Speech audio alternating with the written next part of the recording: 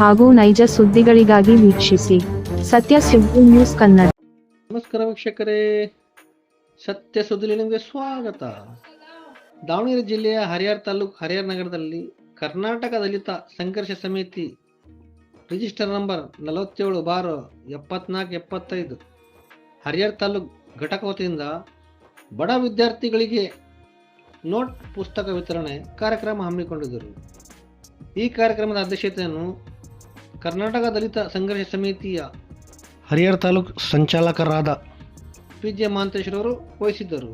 ಈ ಕಾರ್ಯಕ್ರಮದ ಉದ್ಘಾಟನೆಯನ್ನು ಹರಿಹರ ತಾಲೂಕಿನ ಮಾಜಿ ಶಾಸಕರಾದ ಎಸ್ ರಾಮಪ್ಪರವರು ಉದ್ಘಾಟಿಸಿದರು.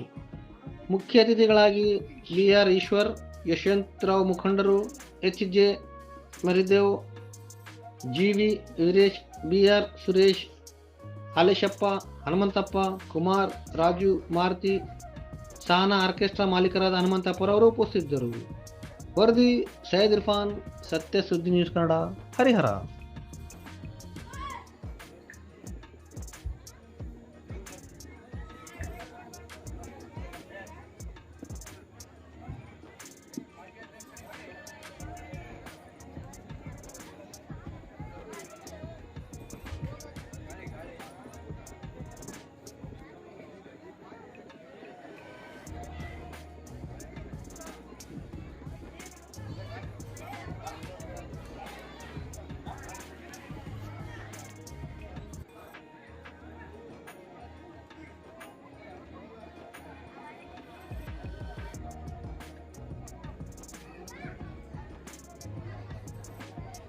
ಜೋರಾದ ಚಪ್ಪಾಳೆ ಮೂಲಕ ಸ್ವಾಗತಿಸಬೇಕಾಗಿ ತಮ್ಮಲ್ಲಿ ಕೇಳ್ಕೊಳ್ತಾ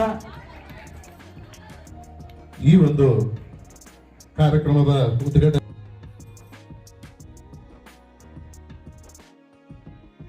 ಸಂಜೆಯಲ್ಲಿ ಎಲ್ಲರಿಗೂ ರಿಲೀಫ್ ಆಗಕ್ಕೆ ಒಂದು ಕಾರ್ಯಕ್ರಮ ಮಾಡೋಣ ಅಂತೇಳಿ ನಮ್ಮ PJ ಮಹಾಂತೇಶ್ ಅವರು ಈಗ ಒಂದು ವಾರದ ಕೆಳಗಡೆ ನಮ್ಮ ಕೇಳ್ಕೊಂಡಿದ್ರು.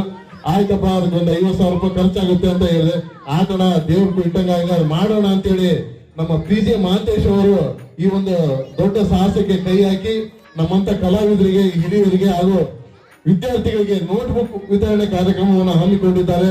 ಮೊದಲನೇದಾಗಿ ನಾ ಕಲಾವಿದರ ಪರವಾಗಿ PJ ಮಹಾಂತೇಶ್ ಅವರಿಗೆ ನಾನು ಸ್ವಾಗತಿಸ್ತಾ ಇದ್ದೀನಿ. ಹಾಗೂ ಈಗ ಮುಂಬರುವ ವೇದಿಕೆ ಮೇಲಿರುವಂತಹ ಗಣ್ಯ ಅತಿಥಿಗಳಿಗೆ PJ ಮಹಾಂತೇಶ್ ಅವರು ಸ್ವಾಗತವನ್ನು ನಿರ್ವಹಿಸಬೇಕಾಗಿ ವಿನಂತಿ.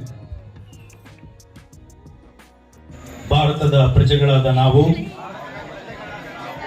ಭಾರತವನ್ನು ಸಾರ್ವಭೌಮ, ಸಮಾಜವಾದಿ, ಪ್ರಜಾಪ್ರಭುತ್ವ ಗಣರಾಜ್ಯವನ್ನಾಗಿ ರೂಪಿಸುವುದಕ್ಕಾಗಿ ಭಾರತದ ಎಲ್ಲ ಪ್ರಜೆಗಳಿಗೆ ಸಾಮಾಜಿಕ, ಆರ್ಥಿಕ ಮತ್ತು ರಾಜಕೀಯ ನ್ಯಾಯವನ್ನು, ವಿಚಾರ, ಅಭಿವ್ಯಕ್ತಿ, ನಂಬಿಕೆ, ಧರ್ಮ, ಉಪಾಸನೆಯ ಸ್ವಾತಂತ್ರ್ಯವನ್ನು, ಸ್ಥಾನಮಾನ ಮತ್ತು ಅವಕಾಶಗಳ ಸಮತೆಯನ್ನು ದೊರೆಯುವಂತೆ ಮಾಡುವುದಕ್ಕಾಗಿ ವ್ಯಕ್ತಿ ಗೌರವ, ದೇಶದ ಏಕತೆ, ಸಮಗ್ರತೆಗಾಗಿ ಎಲ್ಲರಲ್ಲಿ ಭಾತೃತ್ವ ಭಾವನೆಯನ್ನು ಮೂಡಿಸುವುದಕ್ಕಾಗಿ ದೃಢ ಸಂಕಲ್ಪ ಮಾಡಿ ನಮ್ಮ